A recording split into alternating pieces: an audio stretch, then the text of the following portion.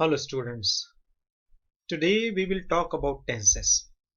We all know that tenses are very important topic.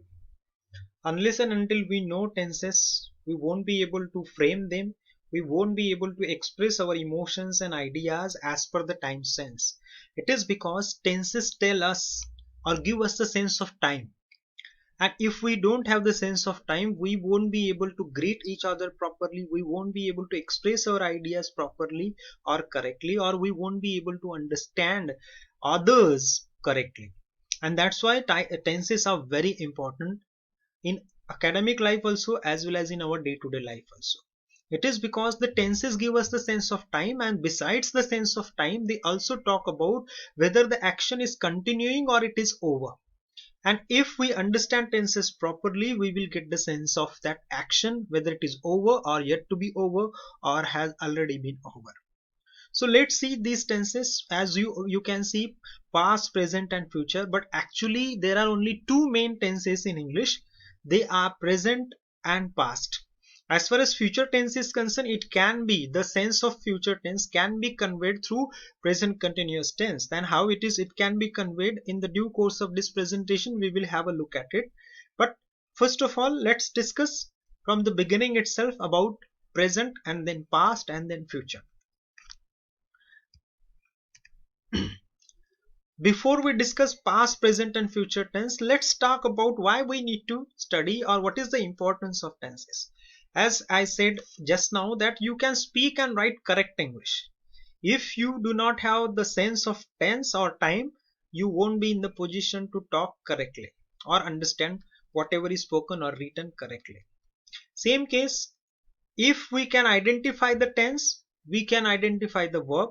If we can identify the verb, as I said, verb is the heart of English language. And if we do not have the sense of verb or identification of verb and its tense, we won't be able to perform any transformation in English, or we won't be able to write correct English or to understand the English language spoken correctly. Similarly, if we can identify the tense according to the subject and according to the tense, we can use the form of the verb correctly. Besides this, if we understand tenses, we will be in the position to understand what kind of error or mistake is there in a given sentence, which is very, many a times it is asked in any examination that point out the error from the given sentence. And if we have good sense of tense or understanding of tense, we will definitely try and find out the error and correct it.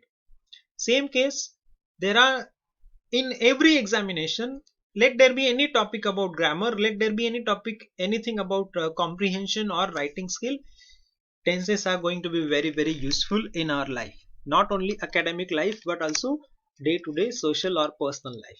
And that's why we all need to pay attention to tenses very carefully. So let's see what is there in this particular session about tenses. uh, this is what you will say, that why I am not starting the topic yet, but this story will make you understand the importance of tenses. See what happens, there is a boy who is really hungry, and as usual, like any other boy, he decides that as soon as I go home, I will try and ask my mom, I will tell my mom that I am really hungry and I need something to eat. So when he goes home, he talks to his mom, and this is the conversation. He says, "Mother, I was hungry." You please pay attention to the tense that he has used. He said, "Mother, I was hungry." And see the reply of mother. What did you eat? Boy, "Mother, I was hungry." So the mother very angrily says, "What did you have?" Could you guess what is happening in the story? The reason why mom is confused and why she is angry, it is because the tense that the boy has used. Actually, the boy is very hungry, so he should have said, "Mom, I am hungry." And the next dialogue of his mother would have been, "All right, I will make something for you. Maybe Maggie or maybe anything, any snack." She would serve him. The point is, he committed the error in conveying his feeling of hunger. He conveyed it in simple past, and that's why his mother asked him another counter question, that what exactly he ate in order to satisfy his hunger. So by this very small anecdote come story, you can understand the importance of tenses or the sense of time. So these are the types of tenses: present, past, and future. See, as I said in the beginning of this session, that there is no tense future, but in order to facilitate your understanding, let us discuss one by one in all three main types. Besides these three main types, we have subtypes of each of them, and the subtypes of simple, continuous, perfect, and perfect continuous. So these four are applicable to all these three. So let us see one by one what is there. Now we will talk about present tense. So let's talk about present.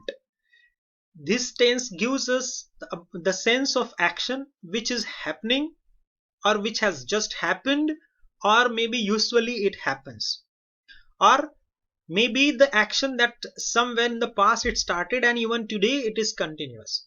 So in order to get this kind of sense, as I said, whether the thing or the action is happening continuously right now, or usually it happens, or the action has recently been over, or the action started somewhere in the past but even today it is going on.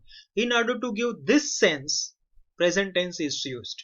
As you can see in the examples, I am delivering a talk. This is a continuous action which is being explained here, and of course the sense is present tense.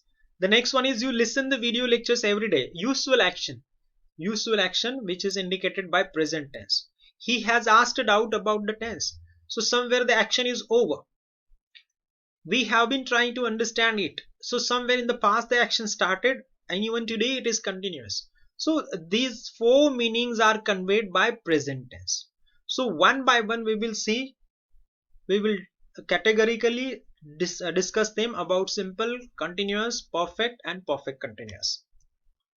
So this is the very nice picture that I found somewhere on net, and this is the link, you can have a look at it. See, all these actions, usually what do? You get up, you take shower, you get dressed, you eat your breakfast, you go to your college or work, then you start your college or work lectures, then you have your lunch somewhere in the afternoon, you complete your task, maybe college or maybe office work, you arrive home, you have your dinner, then you watch some programs on TV, and finally you go to bed. This is your usual thing, and usual things are mentioned by simple present tense. You see the structure. If you see the structure of each and every verb, you will realize that these verbs are having their basic form. We have already discussed, when we discuss verb, the topic, what are the different 5 or 6 forms of verb. Out of them, this is the basic one. See, get, take, get, have, go, start, have, finish, arrive. These are all basic forms of verbs. So in simple present tense, basic form of the verb is used. So please pay attention to the structure of this particular tense, simple present tense. See, you are not supposed to mug up or simply memorize the formula of simple present tense like subject plus verb, V1 plus object. It's not like that. You simply understand the sense of the time, and once you understand the sense of time, you will be in the position to use them in your writing as well as in your speech. So there is no need to mug it up. If you simply try and mug it up all the 12 formulae of all 12 tenses, chances are there that you may not remember all of them. So please don't memorize them. Just pay attention to the time sense and the structure of the sentence. See the sentences of simple present tense. I'll take little more time in simple present tense because it is very important. See, I read, we eat, you watch, you all attend. But see the change. He brings. In above all these 4 sentences, if you see the basic form, read, eat, watch, attend, the basic forms have been used, basic forms of the verb. But here in this particular sentence, he brings. Why S form is used? The secret lies here.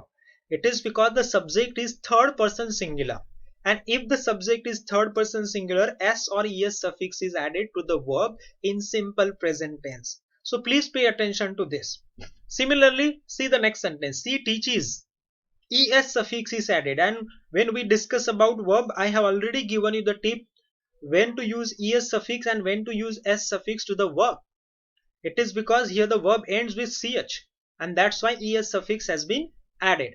See the subject, this is third person singular, so she teaches English. Had there be I, it would have been I teach English. So this difference you must pay attention to. We are talking about simple present tense. See, third person singular, it jumps over the fence. Again you come back to the last sentence. It says they make. Again there is no s or es suffix over here.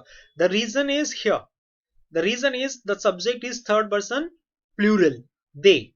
He, she, it. The plural form of all of them is they. And that's why you must pay attention to this. And that's why I've given you the note. See the way verb forms change as per the person. That is first person, second person, third person. And the number. Number means if it is singular, S form. In third person I'm talking about. If it is plural, basic form. There is no S or ES suffix. So please pay attention to this.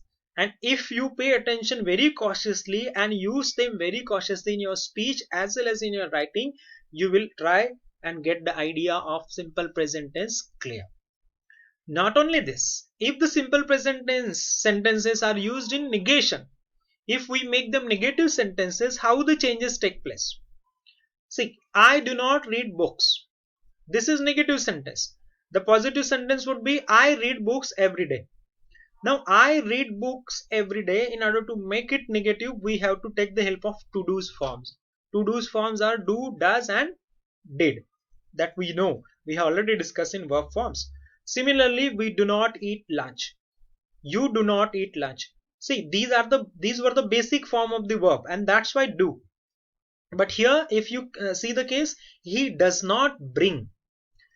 He brings news from rural area. This would be the positive sentence, but the negative sentence is he does not bring. See, the S form of the main verb has been removed because we have already taken does over here.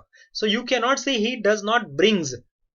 Brings, S is already converted to does. So please pay attention to this very carefully. He does not bring news. Similarly, she does not teach English. The positive sentence would be she teaches English.